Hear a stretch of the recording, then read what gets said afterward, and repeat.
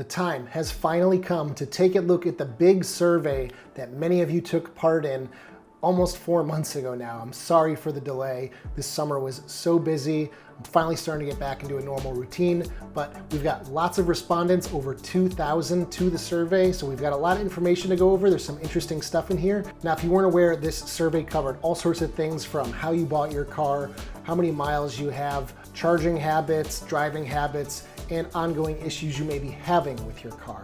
This wasn't just for Ioniq 5, it was open to any Hyundai, Kia, or Genesis EV, so pretty much any EV from them made in the last 10 years or so. And there's some interesting results in here, some things that I wasn't really expecting, so if you guys want to find out all the answers to the survey, then stay tuned. With winter fast approaching, now is the best time to purchase some all-weather floor mats from today's sponsor, Ioniq. Ioniq is a Maryland-based company selling high-quality, laser-measured floor mats at a great price. They're made from TPE, which is a mixture of rubber and plastic, so they offer traction and flexibility as well as strength when you need to remove them, so you're not going to dump their contents all over your floor. If you've ever owned floor mats from, say, WeatherTech, then you know those are made from a much harder material that tends to warp over time. Not with Ioniq. They also feature a simple and classy looking pattern with a lip around the entire footwell so liquids won't spread around and get on your carpeting. I've been using their front and rear floor mats as well as trunk and rear seat liners for over a year now, and they've held up admirably. So these floor mats have gotten the Ioniq Guy seal of approval, and when anybody asks which floor mats to buy, I always recommend Ioniq. Available on their website or Amazon through the links in the description.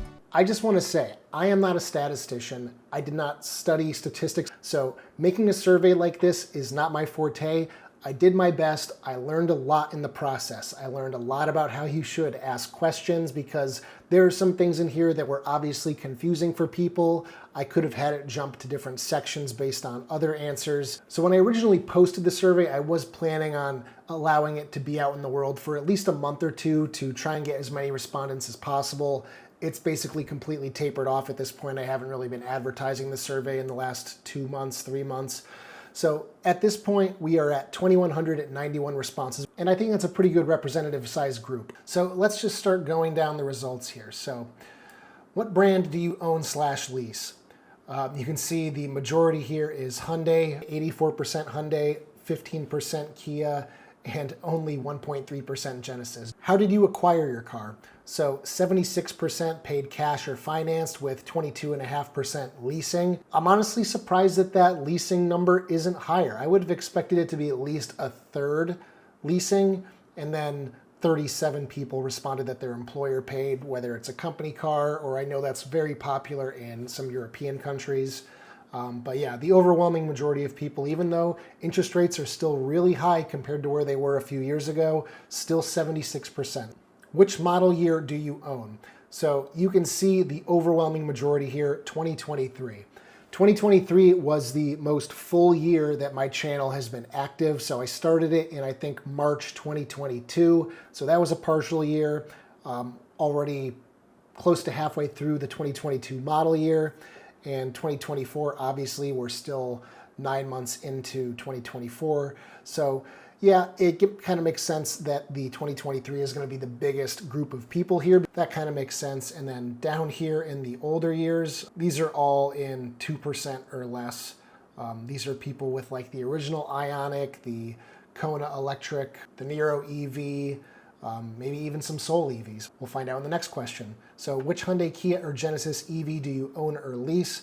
And again, the overwhelming majority, Ioniq 5, because this is the Ioniq Guy channel. Little tiny sliver here, Ioniq 5N, which is nice to see, 10 people. Ioniq 6 is a pretty small slice at only 15%. And then next is going to be Kia EV6 at a little over 11%.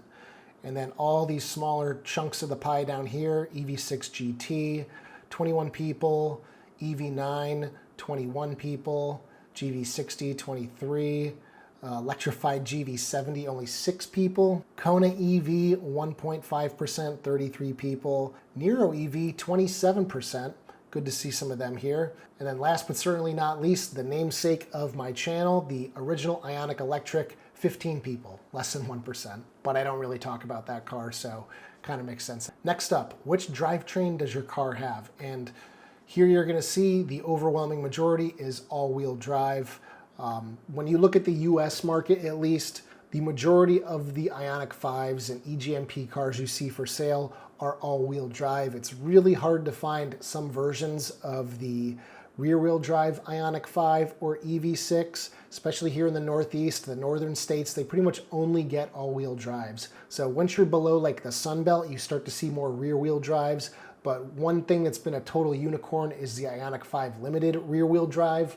I remember when that first came out for the 2022 model year, they were very hard to find and a lot of people wanted them. So I think people were actually paying over sticker price. So 32% rear-wheel drive, and then front-wheel drive is 84 people or 3.8%. So front-wheel drive is going to be the Kona Electric, the Nero EV, the original Ioniq, the Soul EV. So those are all the really older ones. Basically at this point you can only get rear-wheel drive or all-wheel drive. Sans some of the newer cars from Kia, the EV5 I think is available in front-wheel drive, but that's basically only Australia and China right now. And then also the new Kia EV3 that's just going on sale is also front-wheel drive. Next question, was your car purchased new, certified, pre-owned, used, or at auction? So the overwhelming majority, almost 90%, is purchased new, and then certified pre-owned, about 5%, and then used, a little over 5%. So about 10% of these respondents are driving used EVs, which is really cool to see. So if purchased certified pre-owned, used, or at auction, how many miles did it have at the time of purchase? The overwhelming majority is 0 to 10,000 miles. So likely people either bought the cars, didn't like them, couldn't live with the range or whatever, and then sold them relatively low mileage. Next up, 10 to 20,000 miles. 20 to 30, 17, 30 to 40, 18, and 3 people actually bought EVs with 50 to 60,000 miles. How many miles does your car currently have? You can see again, pretty new group of people here, 0 to 10,000 miles. Next up at 28%, 10 to 20, then 20 to 30. Some of these high mileage ones up here, 70 to 80,000 miles. I mean, these could be Ioniq 5s, EV6s. They're starting to get up into pretty high mileage territory. There's one person on my Facebook group, he drives for Uber and Lyft, and I think his Ioniq 5 has over 150,000 miles on it. I think he's closing in on 200,000, and he still has really good range with his car. And I'm pretty sure he almost does exclusively DC fast charging. So the longevity of these cars is very strong despite what everybody wants you to think about them. So now we're getting into some more of the fun questions. So which regen level do you prefer to drive in? The largest slice of the pie here is iPedal, which is what I prefer to drive my car in. That's one pedal driving. And I honestly thought it was going to be a little bit higher than that, but it's not. Next up is going to be level 3. Now I don't know if that's because people actually enjoy driving in level 3, which it's not a bad level to drive in. It just doesn't come to a complete stop. Or the fact that it's just the default regen level when the car is powered on, because you can't keep the car in iPedal after you power it down and power it back on. So some people might just be settling and saying, screw it, I'll just leave it in level 3 because I don't feel like flipping the left paddle every time I turn on the car. And then after that is auto at 20.3%. And honestly, it's kind of surprising to me how many people drive in auto regen. I just personally cannot get behind it. I do not like not knowing what the car is going to do. I guess I just like to have a little bit more control when I'm driving, but I just really don't like the way that it's just not linear in any way. I guess maybe that's just the way my brain works. I want to have a linear system that does things in a certain predictable way. I guess you would get to that point after driving with auto for a long time, but when I put my cars in auto and drive for 10, 20 minutes, I just really don't like it. Next up, level 1 and level 2. Those are both at about 10%. And then lastly, level 0, coast mode, which is basically what I like to drive in when I'm on the highway. So as I merge onto a highway, I click the right paddle all the way until I get to level 0. This way, if I am driving without cruise control activated, if I let my foot off the accelerator pedal, the brake lights aren't coming on, they're not annoying people around me, and then I can just coast, especially if you're going down a hill or something, and if I need a little bit of regen, I'll just kick on level 1 and just kind of modulate between level 1 and 0. But I don't do that too often. Most of the time I just leave it in highway drive assist. So yeah, I thought that was an interesting one to see. Next question, what battery percentage do you most often charge your car to? So the largest group here is charging to 80% at 65% of respondents. I'm glad to see you're doing that. I've taught you well. Next up is 90%, which is fine. It's not the worst level to charge to on a daily basis, but you're starting to push it a little bit. And then this next one really surprised me. Over 10% of people are charging to 100% every day. I don't like that. That is not good for the battery. All you people charging to 100% on a daily basis, unless you really need it, don't do that. It is going to be bad in the long run for your battery. Now, maybe some of these people are just leasing the cars. Maybe they're driving older cars that have already had battery degradation, and unless they're charging to 100%, they can't get to where they need to go. And then we've got the goody two-shoes down here. We've got 5% people saying 70%, 46 people saying 60%, 12 people saying 50%. So these people are really in it for the long haul with these cars. They're really trying to keep those batteries nice and healthy. So next up is a question about DC fast charging. And this is one of the first places where I think I could have done this a little bit better. There were some people who were kind of confused with the options that I gave. So it's just, how often do you use public DC fast chargers? For example, Electrify America, EVgo, ChargePoint. And the options were daily, several times a week, weekly, monthly, several times per month, quarterly, several times per year, or never have. And I realized there's some overlap there. Basically, this was just a rough estimate for people. I just really wanted to see how many people were actually DC fast charging that often. So the overwhelming majority say several times per year. So this just really goes to show that most people are charging their EVs at home, at their apartments, at their condos, and they're leaving DC fast charging for those few times a year when they actually need it, going on a road trip maybe. So then the rest of the shares go to quarterly at 14.5%, several times per month, 8%, monthly, 18%, weekly, 10.7%, several times a week, 4.5%, and then over 10% of people say they've never DC fast charged. So that is actually kind of surprising. Some people just might have it as a second car. There's probably a good chunk of people here who just have this as their second car, and they have no reason to ever DC fast charge because they're doing all of it on level 2 or level 1 at home. So the next question is about some future software updates I would like to see. So this next question is in regard to battery conditioning.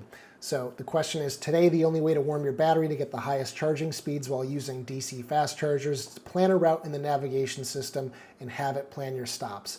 Do you prefer this method, or would you rather be able to press a button when driving to activate battery heating? So the options were, I don't mind using the nav system, I'd prefer a button to do it myself, I don't care, or I own an EV9 and Ioniq 5N, or the new Kona electric, which all have the battery conditioning button already because they're on the new CCNC software system. And the overwhelming majority here, over 80%, I'd prefer a button to do it myself. So Hyundai, please, if you can, give us this in a future software update. I beg you.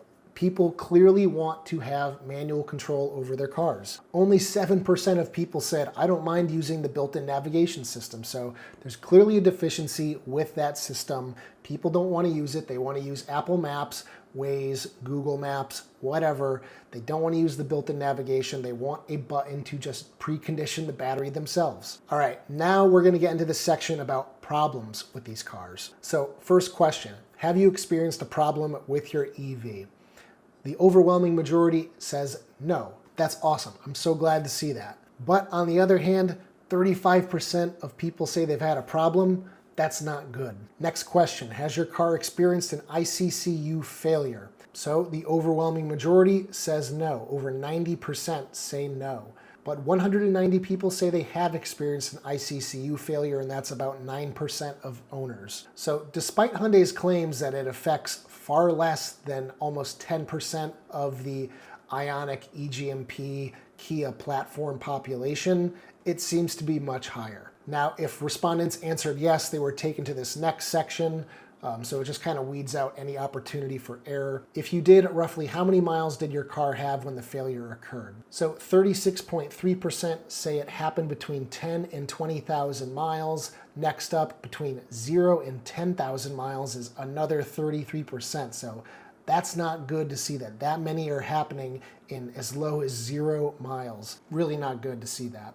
And then after that, you've got 20 to 30,000 miles with 17.5%, 30 to 40,000 miles at 8%, and then the rest are not applicable or high mileage. So it doesn't really seem like there's any rhyme or reason when it's going to fail. It could happen at 0 miles, it could happen at 50,000 miles. It's just kind of luck of the draw, unfortunately. So sometime about a year ago, there was a recall for ICCU software update to the car to try and prevent and also diagnose ICCU failure. And I asked, did your car have the ICCU recall performed prior to the failure? 57% said no, 38% said yes, and then 5% said, I don't know. So did your car have the ICCU recall performed prior to the failure? 57% said no, 38% said yes. So it seems like even after that software update, it was still an issue for many of these people. 5% said, I don't know. Now we're going to get into some level 2 charging stuff. So if you live in North America, what amperage is your level 2 charger set for? The reason I specified North America is because in Europe, they use 3-phase for at-home level 2 chargers in certain areas. Thusly, they can get much more power out of a lower current situation because it's 480 volts versus 240 volts. So the overheating charge port issue really doesn't affect Europeans and other people around the world as much as in North America. So your options were 24, 32, 40, 48, and don't have a level 2 charger at home. Almost split pretty much equally around the circle here. So we've got the majority at 40 amps or 9.6 kilowatts, 34%. Then 32 and 48 are basically tied at almost 19%. 21% say they don't have a level 2 charger at home. That's kind of surprising. I'm honestly a little shocked by that. But a lot of people can get by with just a regular 110 volt charger. So maybe it's not that surprising. I know for my driving habits, I really don't need a level 2 charger at this point. And then 7% said 24 amps. So then I asked, if you have a level 2 charger, does your car have an issue holding its set charging speed?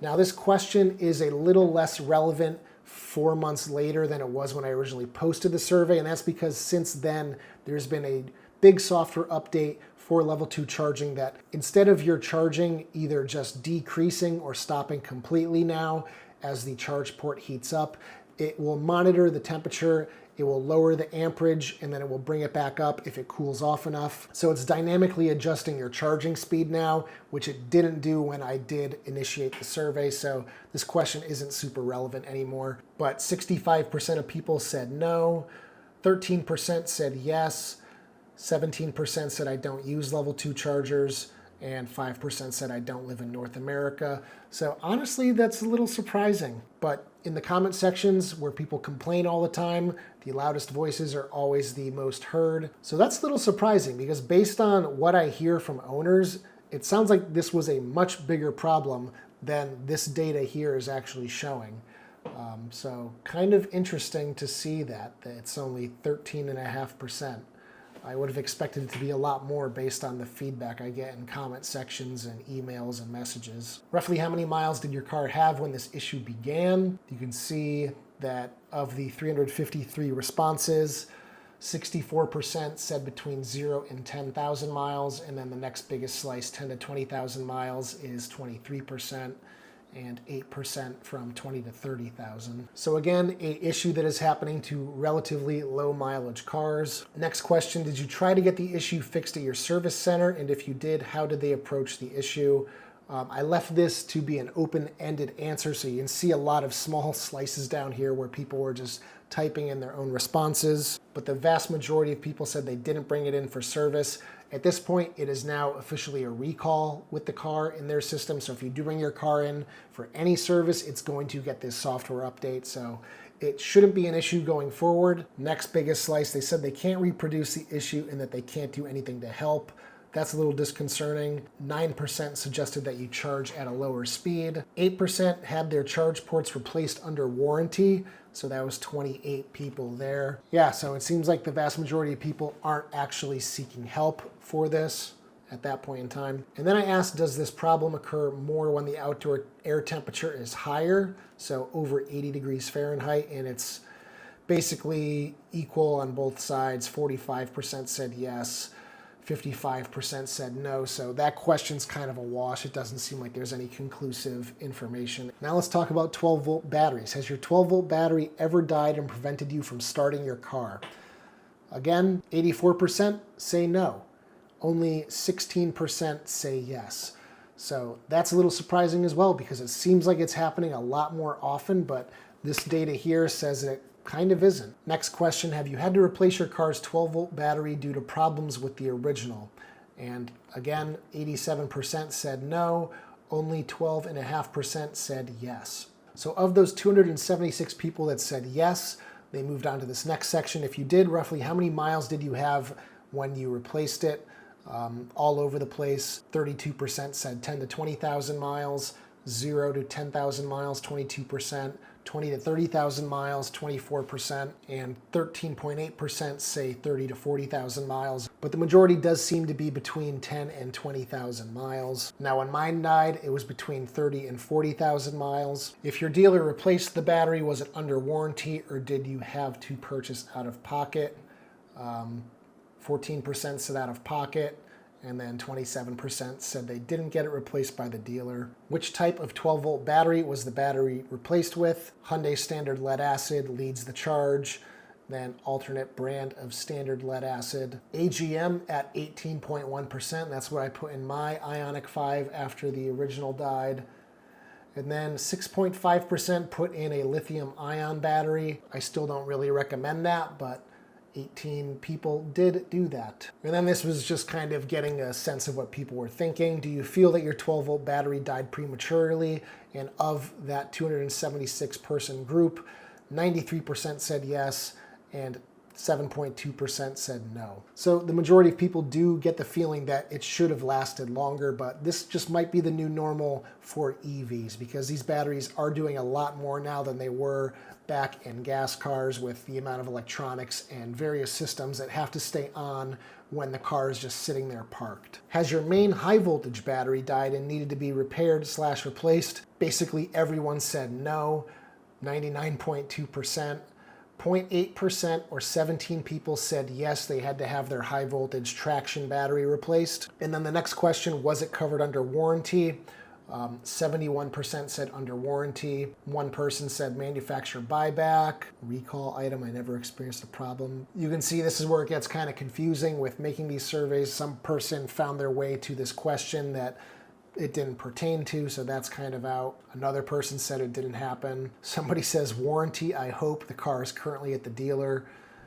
And then another person said vehicle bought back. So about 12% are buybacks, and then some are still ongoing. Now let's talk about the USB port in these cars, because it's an ongoing issue for a lot of people. Have you had connectivity issues with the USB port for Android Auto, Apple CarPlay?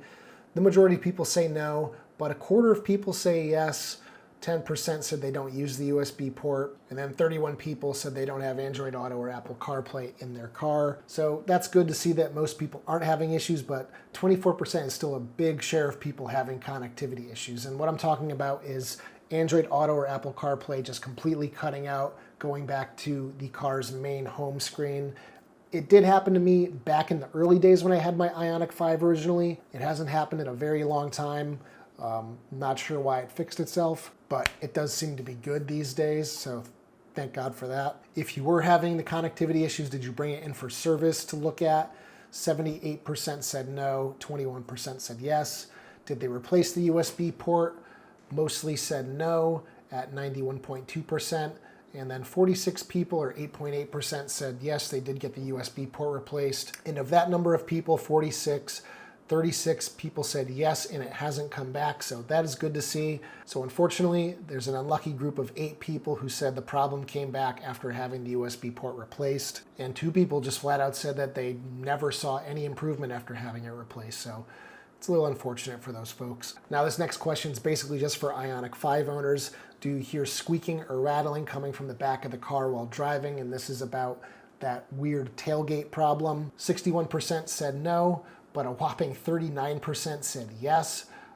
So yeah, a lot of people are experiencing that rattling sound. There's a TSB out for the issue, and they actually revised the TSB at a certain point too. So I never really had the problem with my car, so I don't really know how bad it is for some people. but it sounds like it's pretty irritating. Another Ioniq 5 specific question. When traveling at higher rates of speed, do you ever feel the center console armrest or seats shake vigorously? I personally have experienced this in my 5 when at about 68 to 72 miles per hour sometimes.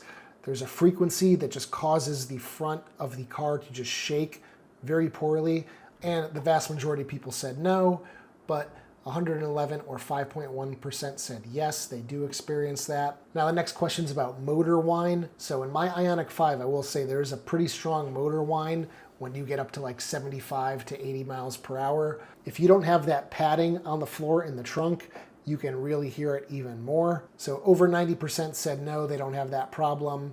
And then 9.6% said yes, they have experienced that. Next question, has Hyundai, Kia, or Genesis bought your car back, typically under lemon law, due to not being able to fix issues you've had? And 98.7% said no, and 29 people, or 1.3%, said yes. So that is good to see that not a whole lot of these cars are getting bought back. Next question. If you have experienced any of these issues, will this play into your decision to purchase/lease another Hyundai, Kia, or Genesis EV in the future?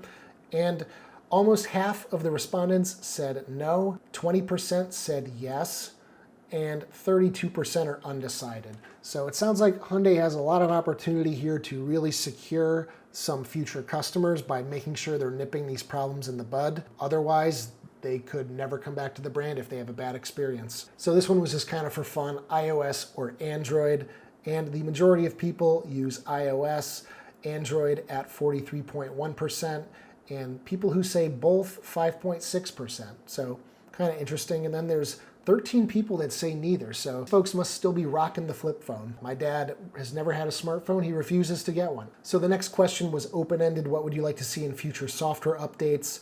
And just kind of scrolling through this list, wireless Android Auto, wireless CarPlay seems to be the biggest request here.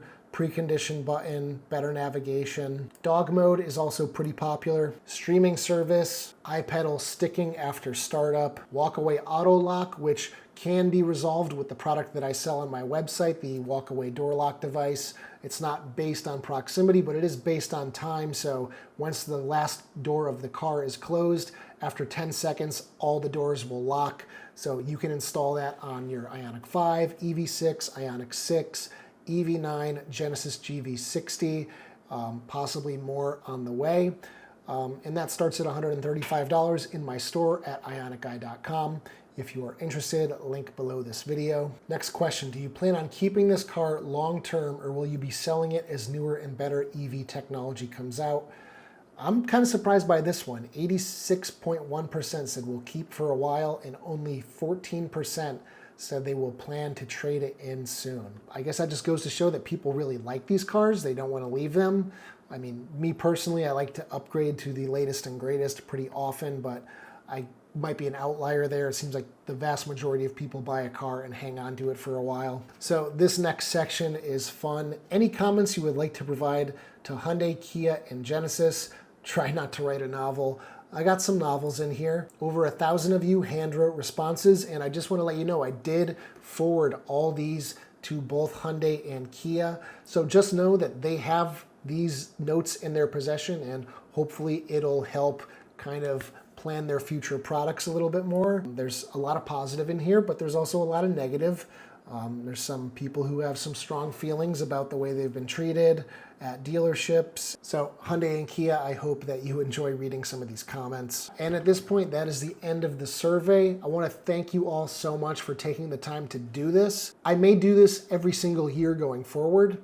I do have to make some changes to make it a little more well thought out for user friendliness and just some of the way the questions were asked. So I have some time before next May to work on that. I will leave a link in the description to the Google Sheets document where you can look at all the results yourselves. There's no personal information in the survey, so if you did take it, don't worry, that's not going to be shared with anybody.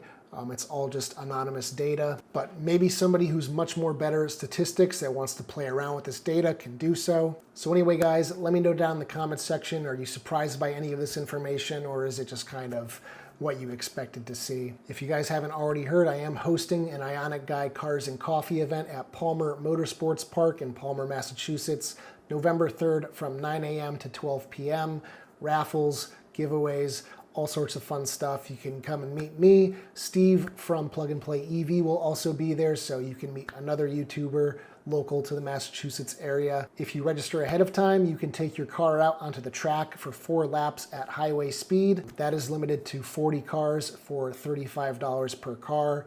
Bring your family, bring your dogs if you want to. Free donuts and coffee from Dunkin'. It's going to be a fun time. I'm looking forward to seeing all you guys there. So if you want to RSVP to that event, there's a link in the description to a Facebook event that I created. And there's also a link to Palmer Motorsports website where you can sign up for the 4 laps at highway speed on the track there. It's a gorgeous track. It's up in the mountains. I think it's at 1,000 feet above sea level, so you have a really good view. So really cool place to drive around. Hopefully we have good weather, but hope to see you guys there. Again, check out my store at ioniqguy.com for accessories for your Hyundai, Kia, or Genesis EV. And as always, I will see you guys in the next one. Take care, everybody.